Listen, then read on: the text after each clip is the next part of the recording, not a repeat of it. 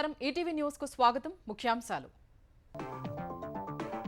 కొత్త పాలసీల్లో ఉద్యోగాల కల్పనకే ఏపీ సర్కారు ప్రాధాన్యం నియోజకవర్గానికో పారిశ్రామిక పార్కు గేమ్ చేంజర్ గా అభివర్ణించిన ముఖ్యమంత్రి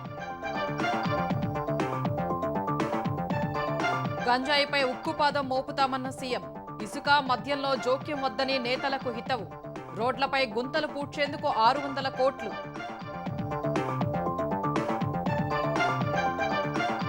రాజధానిలో రోడ్ల నిర్మాణానికి రీటెండరింగ్ సిఆర్డీఏ సమావేశంలో నిర్ణయం ప్రజాప్రతినిధులు ఐఏఎస్ల భవనాలు మిగిలిన పనులకు 524 కోట్లు బీఆర్ఎస్ హయాంలో చెక్ డ్యాంల నిర్మాణంపై విచారణ నాణ్యత లేకుండా నిర్మించారని ఉత్తమ్ ఆరోపణ ఎస్ఎల్బీసీ పనుల్లో వేగం పెంచాలని ఆదేశం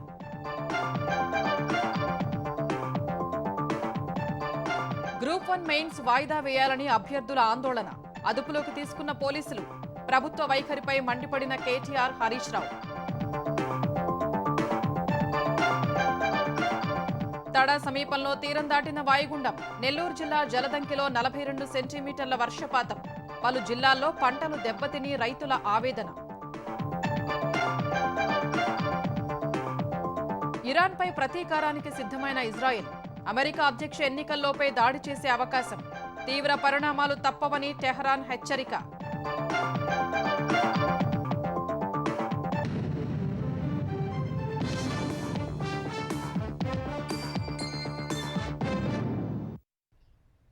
బంగాళాఖాతంలో ఏర్పడిన వాయుగుండం నెల్లూరు జిల్లా తడ సమీపంలో తీరం దాటింది 22 కిలోమీటర్ల వేగంతో తీరం దాటిన వాయుగుండం అల్పపీడనంగా బలహీనపడుతోంది దీని ప్రభావంతో దక్షిణ కోస్తా రాయలసీమ ఉత్తర తమిళనాడులో వర్షాలు కురుస్తున్నాయి వాయుగుండం ప్రభావంతో కురుస్తున్న వర్షాలకు రహదారులు లోతట్టు ప్రాంతాలు జలమయమయ్యాయి పలు జిల్లాల్లో పంటలు నీట మునిగి రైతులు తీవ్ర ఆందోళన చెందుతున్నారు బంగాళాఖాతంలో వాయుగుండం ప్రభావంతో ఉమ్మడి చిత్తూరు జిల్లా వ్యాప్తంగా వర్షాలు దంచికొడుతున్నాయి గూడూరు సూళ్లూరుపేట వెంకటగిరి సత్యవేడు నగరి జీడీ నెల్లూరు నియోజకవర్గాల్లో ప్రభావం అధికంగా ఉంది ఎగువ నుంచి వస్తున్న వరదతో స్వర్ణముఖి నదిలో నీటి మట్టం పెరుగుతోంది లోతట్టు ప్రాంతాల ప్రజల్ని అధికారులు అప్రమత్తం చేశారు తిరుమల కొండ మీద నుంచి వస్తున్న నీటితో తిరుపతిలోని కారణంలోకి నీరు చేరింది కొండ చర్యలు విరిగిపడే ప్రమాదం ఉండడంతో శ్రీవారి పాదాలు ఆకాశగంగా పాప వినాశనం జాపాలి ఆలయాలకు భక్తుల్ని అనుమతించడం లేదు శ్రీవారి దర్శనానికి వీఐపీ బ్రేక్ దర్శనాల్ని రద్దు చేసింది ఇవాళ శ్రీవారి మెట్టు నడక మార్గాన్ని మూసివేయనున్నట్లు టీటీడీ ప్రకటించింది మాల్వాడి గుండం నుంచి వస్తున్న నీటితో కపిల తీర్థం భక్తుల్ని ఆకర్షిస్తోంది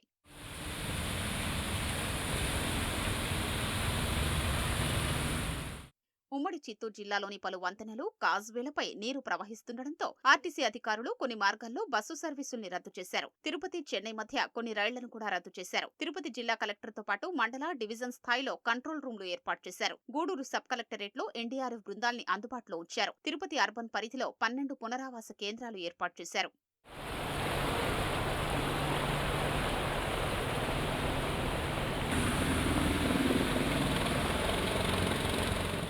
నెల్లూరు జిల్లాలో జలదంకిలో 42.7 సెంటీమీటర్లు కావలిలో 38.8 సెంటీమీటర్ల వర్షపాతం నమోదైంది పెన్నా పరివాహక ప్రాంతంలో కట్టలు బలహీనంగా ఉన్న చోట పోలీసు బందోబస్తు ఏర్పాటు చేశారు కావలి మండల పరిధిలో గుమ్మడి బొందల గ్రామం వద్ద వాగు ఉధృతంగా ప్రవహిస్తోంది వరికుంటపాడు మండలంలో పిల్లా పేరు ఉప్పు వాగులు ఉధృతంగా ప్రవహిస్తున్నాయి కనియంపాడు రామదేవులపాడు మధ్య రాకపోకలు నిలిచాయి అనంతసాగరం మండలం కొమ్మలేరు వాగు ప్రవహిస్తున్నందున దేవరాయపల్లి కొత్తపల్లి గ్రామాల పరిధిలో 250 ఎకరాల వరి పంట దెబ్బతింది కొన్ని చోట్ల విద్యుత్ సరఫరాకు అంతరాయం కలిగింది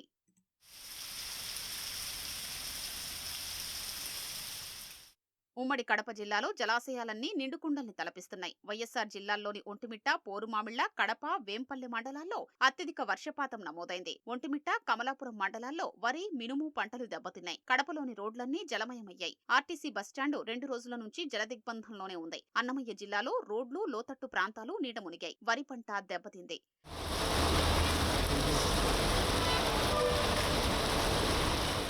ప్రకాశం జిల్లా నాగులుప్పలపాడు మండలంలోని కొత్తకోట వాగు 3 రోజులుగా రహదారి మీదుగా ప్రవహిస్తోంది దీంతో మద్దిపాటు నాగులుప్పలపాడు మండలాల మధ్య రాకపోకలు నిలిచిపోయాయి నాగులుప్పాడు మండలంలోని పంట పొలాలు నీట మునిగాయి చదలవాడలో 216 జాతీయ రహదారి పక్కనే ఉన్న చెరువు కట్ట తెగి రోడ్డు మీదకు నీరు రావడంతో రాకపోకలు నిలిపేశారు గిద్దలూరులో సగిలేరు వాగు సిఎస్పురం మండలంలో భైరవకోన జలపాతం ఉధృతి పెరిగింది ఒంగోలులో జలవనరుల శాఖ ఎస్సీ కార్యాలయం ప్రగతి భవనాలు నీట మునిగాయి ఒంగోలు శివార్లోని పలు కాలనీల్లో భారీగా వరద నీరు చేరడంతో ప్రజల్ని పునరావాస కేంద్రాలకు తరలించారు.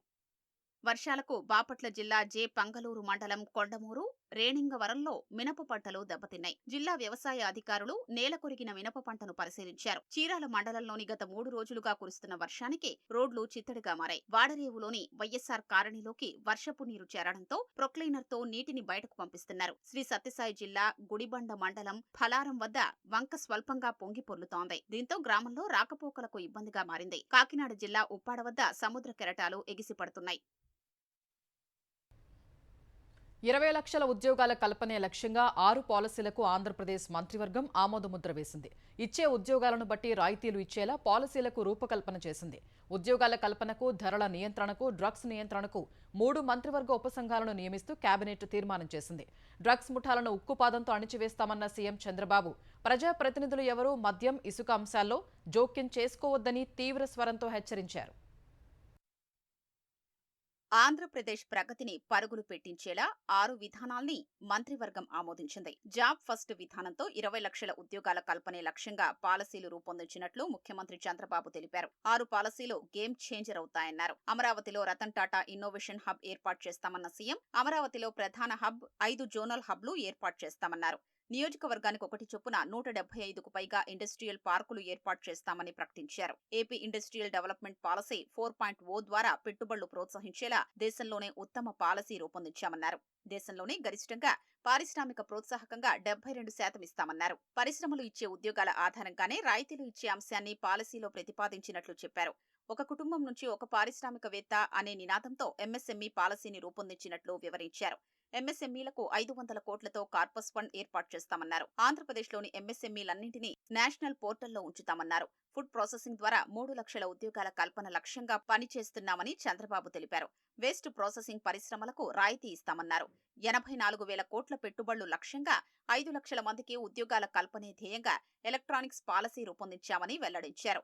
10 ఎకరాల్లో నానో పార్క్స్, 10 నుంచి 100 ఎకరాల్లో ఎంఎస్ఎంఈ పార్కులు, 100 నుంచి 1000 ఎకరాల్లో లార్జ్ పార్కులు, 1000కి పైగా ఎకరాల్లో మెగా పార్కులు నిర్మిస్తామన్నారు.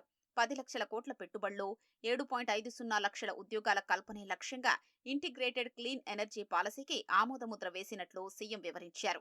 ఏపీలో 5,000 ఈవీ ఛార్జింగ్ కేంద్రాలు ఏర్పాటు చేస్తామని తెలిపారు. సింగిల్ విండో క్లియరెన్స్ ద్వారా అన్ని అనుమతులు ఇస్తామని, green energy, green hydrogen dreamed university ఏర్పాటు చేస్తామని స్పష్టం చేశారు.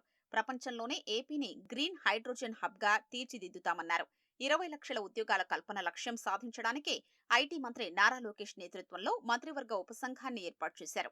నిత్యావసర వస్తువుల ధరల నియంత్రణకు నాదెండ్ల మనోహర్ అధ్యక్షతన మరో మంత్రివర్గ ఉపసంఘాన్ని నియమించారు. మాదక ద్రవ్యాల అక్రమ రవాణా, బాధితులకు పునరావాసం లాంటి అంశాలు అధ్యయనం చేసేందుకు వంగలపూడి అనిత చైర్పర్సన్ గా ఇంకో మంత్రివర్గ ఉపసంఘాన్ని ఏర్పాటు చేశామని సీఎం వివరించారు. గంజాయి, డ్రగ్స్ నియంత్రణకు ఐజీ ఆకే రవికృష్ణ నేతృత్వంలో యాంటీ నార్కోటిక్స్ టాస్క్ ఫోర్స్ ఏర్పాటు చేసినట్లు చంద్రబాబు ప్రకటించారు. డ్రగ్స్, గంజాయి రవాణా చేసే వాళ్లను ఉక్కుపాదంతో అణచివేస్తామని ముఖ్యమంత్రి హెచ్చరించారు. చాలా క్రైమ్స్ అన్ని కూడా గంజాయి తాగడం, లిక్కర్ మత్తులో పోవడం, డ్రగ్స్ మత్తులో పోవడం, ఇష్టానుసారంగా లా అండ్ ఆర్డర్ బ్రేక్ చేసే పరిస్థితికి వచ్చారు. వాళ్ళకి హెచ్చరిస్తున్నాం. ఇంకా రాబోయే రోజుల్లో మీ జీవితాలను మీరు నాశనం చేసుకోవాలంటే తప్పుడు పనులు చేయండి, లేకపోతే మెయిన్ స్ట్రీమ్కి రండి. మెయిన్ స్ట్రీమ్కి రాకపోతే మాత్రం ఇవ్వండి, వదిలిపెట్టాం. అవసరమైతే వీళ్ళని సంఘ ద్రోహులుగా, ఇప్పుడు రౌడీ షీటర్స్ పెడతాం. అవసరమైతే ఇలాంటి వాళ్ళని ఎక్కడ విదేశాలకు కూడా పోకుండా బ్యాన్ చేయడం. అదే మరి పోలీస్ స్టేషన్ వాళ్ళు ఫోటోలు పెట్టడం. ఏమేం చేయగలుగుతాం అన్నీ ఆలోచిస్తున్నాం. దీనికి అవసరమైతే ప్రత్యేకమైన చట్టం తీసుకొస్తాం. చెత్త పన్ను రద్దు చేస్తూ కేబినెట్లో తీర్మానించినట్లు ముఖ్యమంత్రి స్పష్టం చేశారు. రోడ్లపై గుంతలు పూడ్చేందుకు 600 కోట్లు మంజూరు చేస్తూ కేబినెట్లో నిర్ణయం తీసుకున్నట్లు వివరించారు. ఇసుక విధానంలో ఎలాంటి రాజకీయ జోక్యాన్ని సహించబోమని సీఎం హెచ్చరించారు.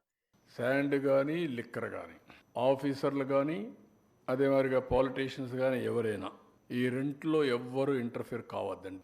ఆల్ మినిస్టర్స్ వీళ్ళందరినీ ఒక్కొక్క జిల్లాకు చైర్మన్లుగా పెట్టాం. ప్లానింగ్ బోర్డ్ చైర్మన్స్గా అపాయింట్ చేశాం. ప్లానింగ్ బోర్డ్ చైర్మన్గా చేసిన వ్యక్తుల యొక్క బాధ్యత ఆ జిల్లాలో ఫ్రీ శాండ్ ట్రూ స్పిరిట్లో అమలవుతుందా లేదా చేయాలి. ఎవరు ఇన్వాల్వ్ అయినా గవర్నమెంట్ ఎట్టి పరిస్థితుల్లో ఉపేక్షించాం. తన మన అనే ఇది ఉండదు. ఇక్కడ శాండ్ ఉచితంగా వెళ్ళాలి. రెండోది కూడా చెప్తున్నా, మా మంత్రులు కూడా చెప్పాను, ఆఫీసర్లు కూడా చెప్పాను, ఎస్పీలు, కలెక్టర్లు కూడా చెప్తున్నా, ఎడ్ల బండి తీసుకొచ్చి ఒక ట్రాక్టర్ తీసుకొచ్చి వాళ్ళకు అవసరం ఇసుకంటే ఎక్కడైనా తీసుకునే స్వేచ్ఛ వాళ్ళకు ఉంది. వాళ్ళ మీద కేసులు పెట్టడం ఇవన్నీ చేస్తే మిమ్మల్ని సస్పెండ్ చేస్తాం. సూపర్ 6 లో భాగంగా ఇచ్చిన హామీల్లో ఉచిత సిలిండర్ల పథకాన్ని దీపావళి నుంచి అమలు చేసేందుకు ఆంధ్రప్రదేశ్ కేబినెట్ ఆమోదముద్ర వేసింది.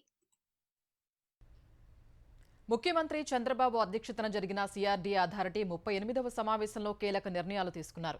ఎమ్మెల్యే, ఎమ్మెల్సీ, ఐఏఎస్ల కోసం నిర్మించిన భవనాల వద్ద మిగిలిపోయిన పనుల కోసం 524 కోట్లను పాలన అనుమతి ఇచ్చారు.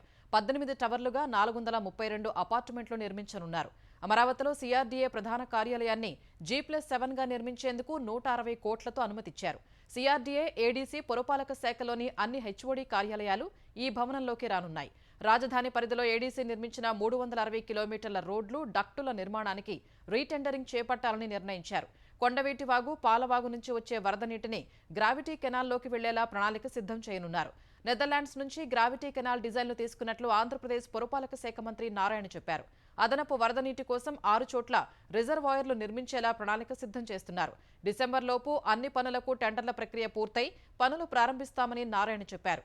అసెంబ్లీ, హైకోర్టు, ఐకానిక్ భవనాలకు సంబంధించిన పనులకు 2025 జనవరి నాటికి టెండర్ల ప్రక్రియ పూర్తి చేస్తామన్నారు.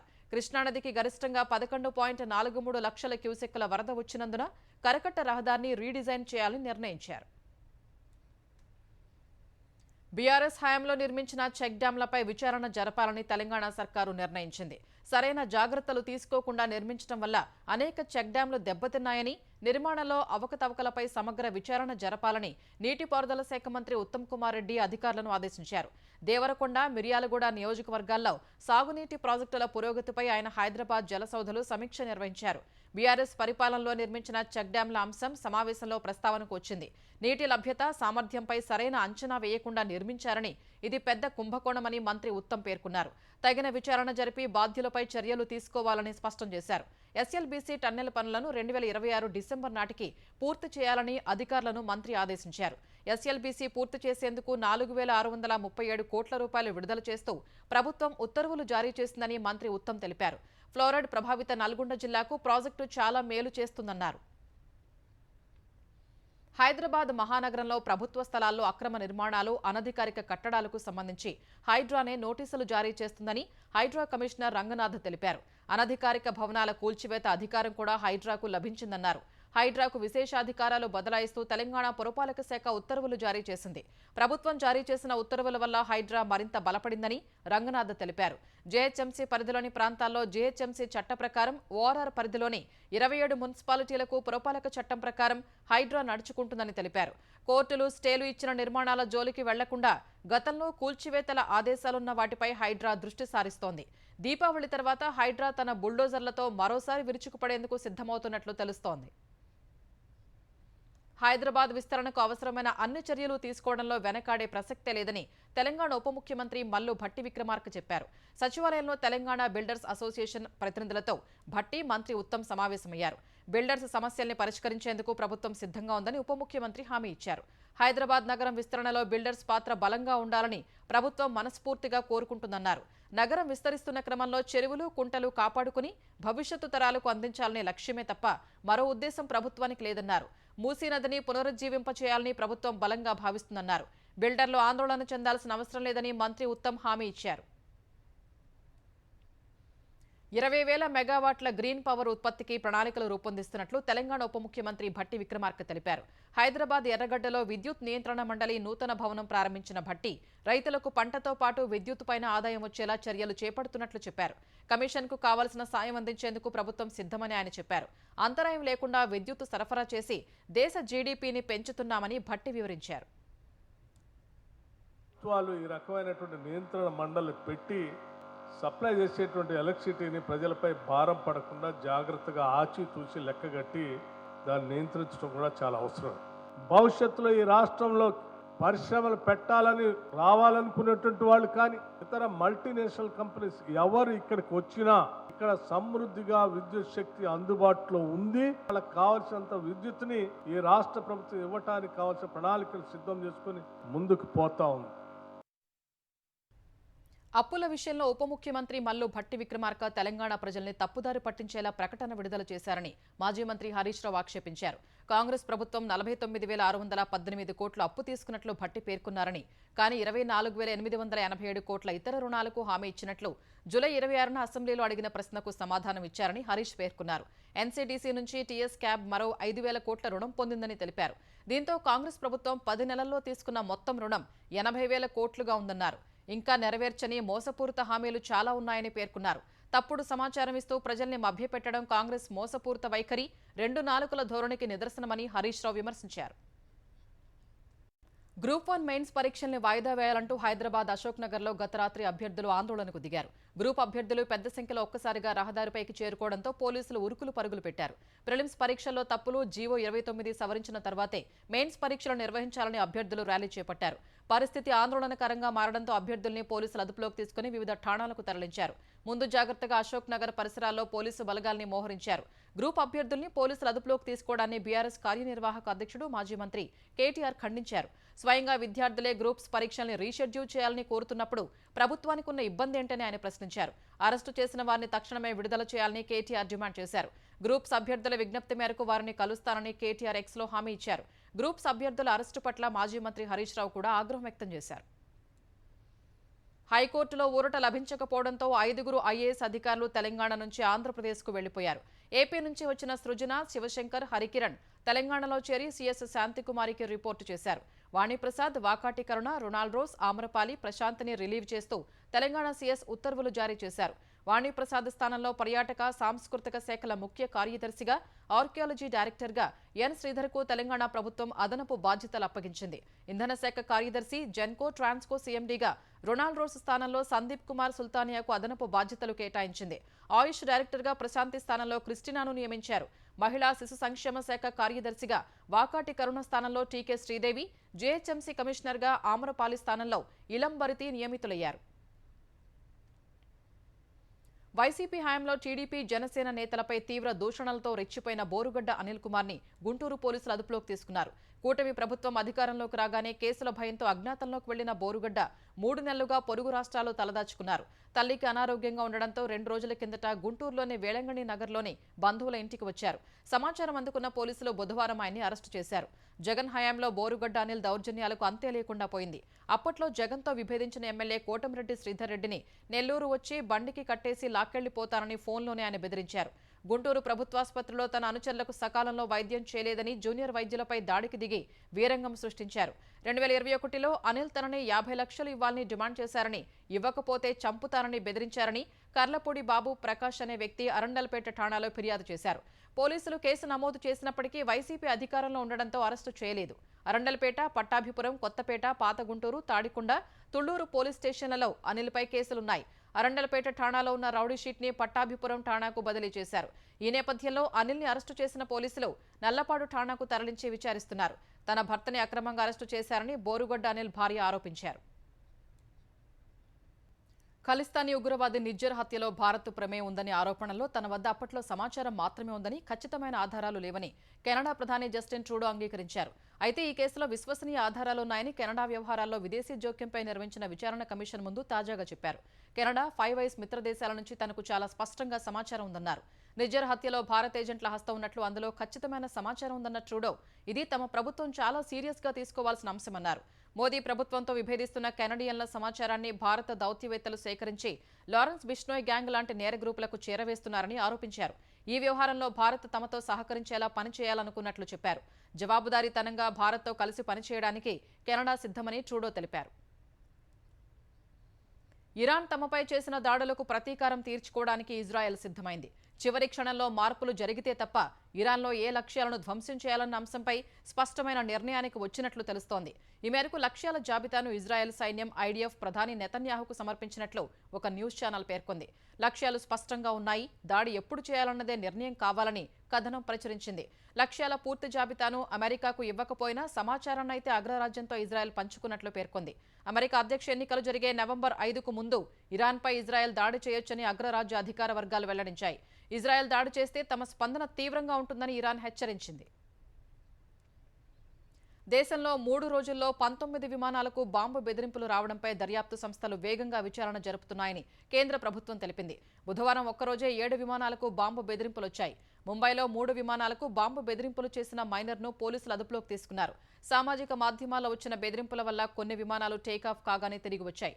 మరికొన్ని ఆలస్యం కాగా ఇంకొన్ని విమానాల్ని దారి మళ్లించారు. 2 రోజులుగా కొన్ని విమానాలకు ఈ తరహా బెదిరింపులు రావడంతో ఢిల్లీ పోలీసులు కేసు నమోదు చేసుకుని దర్యాప్తు చేపట్టారు. బుధవారం 3 ఇండిగో విమానాలు, 2 స్పైస్ జెట్ విమానాలు, 1 ఆకాశ ఎయిర్ విమానానికి బాంబు బెదిరింపులొచ్చాయి.